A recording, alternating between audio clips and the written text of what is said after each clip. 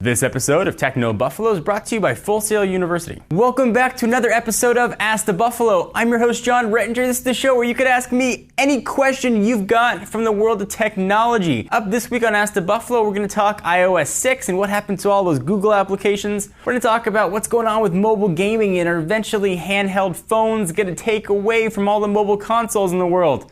Sony and Microsoft, should they be shaking in little space boots? This is Ask the Buffalo. Let's go ahead and get started.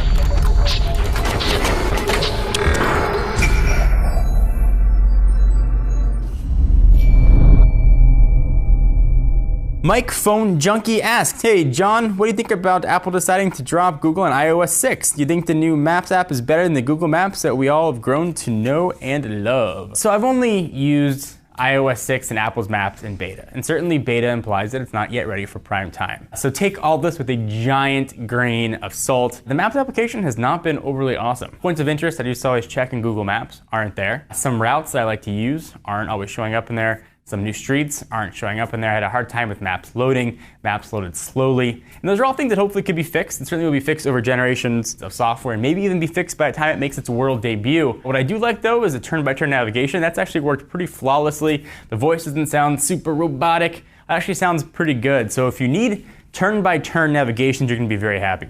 If you use Google Maps for a lot of points of interest and phone numbers and all that kind of stuff, you might be a little bit disappointed. Lucas Sondergaard asks, hey John, should I get a Nexus 7, a Galaxy Note 10 1, or wait for the iPad mini if it shall come out? You are commended on the use of the word shall. I don't know if you should wait for the iPad mini because we don't know what the iPad mini is going to have. If rumors are true, it's going to have a 7.85 inch screen, be powered by an A5X chip, and pretty much be an iPad shrunk down, or an iPod Touch shrunk up. I've said this over and over again, and I'll shout it from the rooftops. The Nexus 7 is an awesome tablet. It is fast, it works, it's running Jelly Bean. A Galaxy Note 10 1, if you want a larger form factor and you enjoy Android, you want to be able to take advantage of some of the S Pen technology, is really another great option as well. Then, if you're in Apple's ecosystem, you might want to wait for an iPad mini, or if it never comes and you want to spend presumably a lower price than for what the iPad 3 is, or new iPad, I might want to look at picking up a iPad 2, perhaps used. Hopefully that helped answer your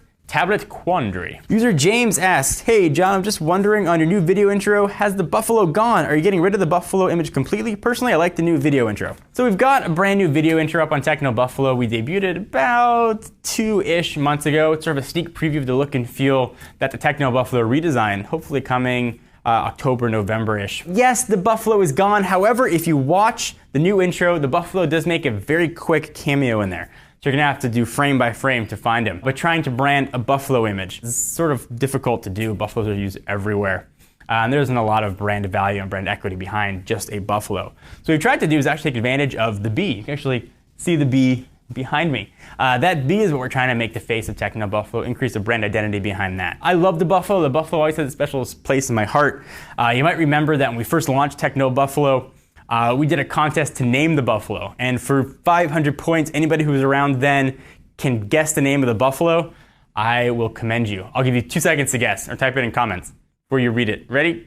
Go. The winning name of the contest to name the buffalo was Shia LaBuffalo, which I thought was a really fun name. Before we get to the last question, I want to thank our friends and sponsors at Full Sail University. We talk a lot about mobile applications and mobile app stores, but someone's got to make them. If you ever had it in your head that you want to develop your own applications and learn how to do it, Full Sail is going to be the place to go. Full Sail University's online mobile development bachelor's degree can teach you the skills that you need to take advantage of emerging mobile developing opportunities. Throughout Full Sail's Project Launchbox program, students receive a MacBook Pro preloaded with software from the industry, plus iOS and Android devices. Courses are delivered through Full Sail's immersive online education platform, which maximizes capabilities in the Mac, giving a learning experience unlike any other. 15 billion mobile apps have been downloaded from the App Store, and Android market share is expected to grow by 600% by end of 2012. If you're ready to take full advantage of this, go to fullsail.edu/technobuffalo. Again, go to fullsail.edu/technobuffalo. Take advantage, start your degree, and start making them boku bucks. So Steve asks, hey John, you think that dedicated gaming consoles will soon be replaced with smartphones? This is a question that's popped up multiple times. What are your thoughts? Will handheld consoles, 3DS and Vita, soon become a thing of the past? If you asked our head of gaming, Joey Davidson, that would make him cry. He, first of all, hates tablets, which is sort of a weird thing to hate. And he also hates mobile games. He's a gaming purist. And I don't really fall into that camp. I think when you look at something like a Vita or a 3DS XL or whatever it might be, that's technology that you can see very closely coming to mobile phones. We've already had stereoscopic 3D phones out there. It's all kind of fizzled out. The big issue that I see is game size.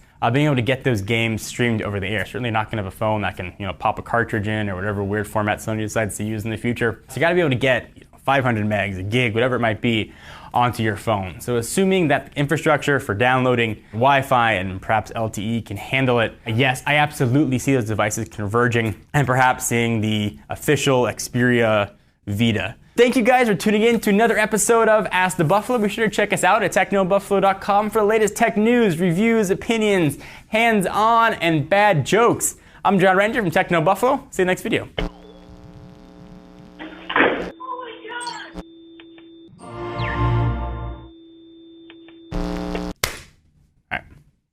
That sucked. That was a bad clap. There you go. It was a man clap.